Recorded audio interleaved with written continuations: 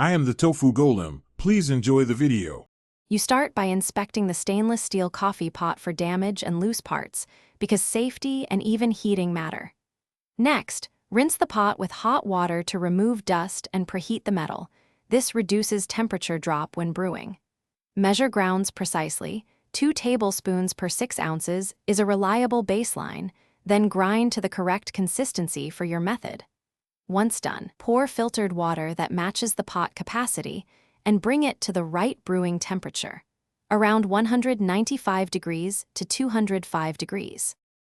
You now combine grounds and water, pouring evenly to ensure every particle is saturated.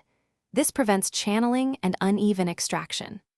Stir gently once to collapse dry pockets and make sure to monitor the water temperature. Staying between 195 degrees and 205 degrees yields balanced flavors, while boiling can over-extract. Use a timer.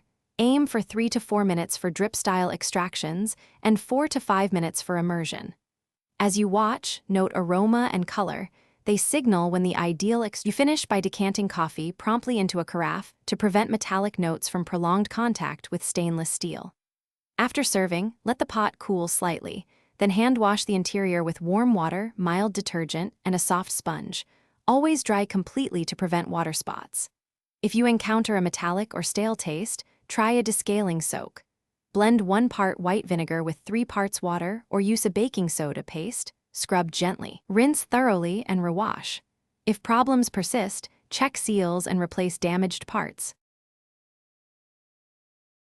Thanks for watching. Consider subscribing if we helped you today.